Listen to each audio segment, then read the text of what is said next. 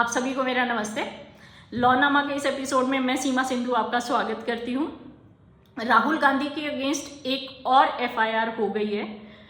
Recently उन्होंने एक speech में कहा कि BJP has captured every single institution of the country and now our fight is not just against BJP and RSS, it is also against Indian state. एक private person ने गुवाहाटी में उनकी speech के इस पार्ट को लेकर एफआईआर दर्ज कराई है अंडर सेक्शन 152 एंड 197 ऑफ भारतीय न्याय संहिता act. Section 152 pertains to endangering sovereignty, unity and integrity. Section 197 pertains to imputations, assertions prejudicial to national integrity. दोनों ही जो सेक्शन हैं वो कॉग्निजेबल और नॉन बेलेबल हैं, यानी कि राहुल गांधी को पुलिस बिना वारंट के अरेस्ट कर सकती है एंड उनको बेल का राइट नहीं है। His bail is at the discretion of the court. दोनों ही जो सेक्शन है वो काफ़ी सीरियस ऑफेंस हैं।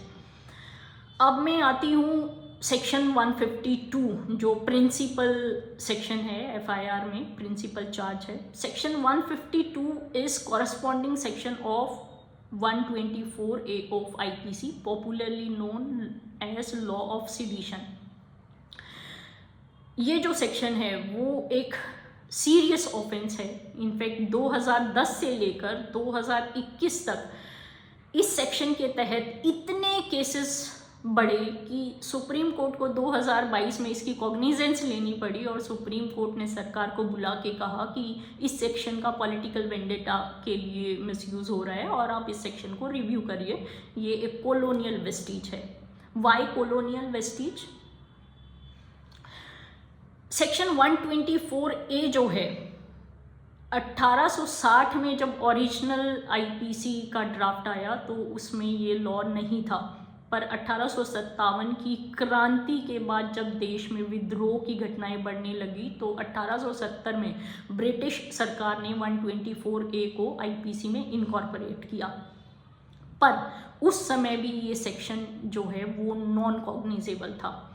इंटरेस्टिंगली 1973 में इंदिरा गांधी की सरकार ने इस सेक्शन को कॉग्निजेबल बना दिया, यानी कि ब्रिटिश सरकार में जिस सेक्शन के तहत किसी व्यक्ति को बिना वारंट के अरेस्ट नहीं किया जा सकता था उसको आज़ाद भारत में वारंट के बिना अरेस्ट किया जा सकता है। And this section remains cognizable till date. This is how serious this offence is. अब मैं आती हूँ जो राहुल गांधी की स्पीच है विज़वी द एफआईआर, उसकी लीगैलिटी पर। क्या जो एफआईआर है वो लीगली सस्टेनेबल है? Can it lead to his conviction? Can the charge be proved vis-a-vis his speech?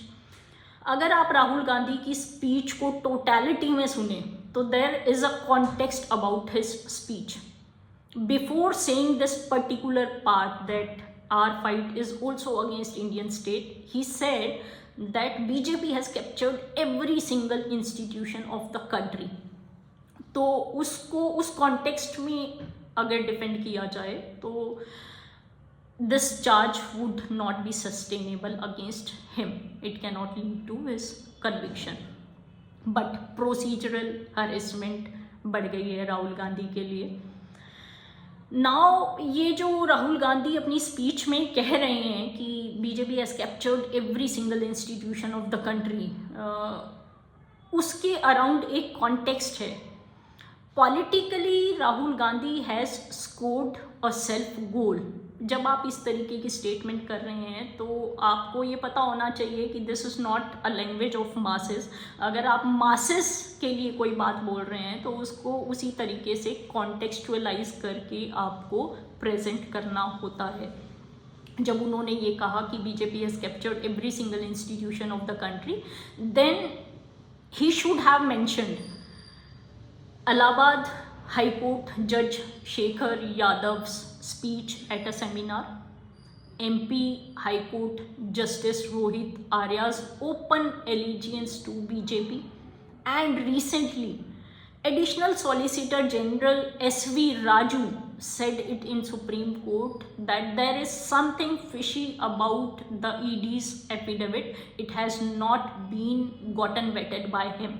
तो इस तरीके के जो इंसिडेंसेस हैं उससे अगर वो अपनी स्पीच को कॉन्टेक्चुअलाइज करते तो जो है इस तरीके का चार्ज जो है, फ्रिवलेस चार्ज जो है, जिससे उनकी प्रोसीजरल हैरेसमेंट बढ़ जाएगी, वो उनके अगेंस्ट मिसयूज़ नहीं होता. I think it's all about learning the language of masses, learning the politics of masses. So that's what it is about the FIR against him. It would be very difficult to prove the charge against him when you look at the speech in its entirety. I hope आपको मेरा programme पसंद आया और कृपया मेरा channel subscribe, support और like करें. Next episode तक के लिए आपका बहुत बहुत धन्यवाद.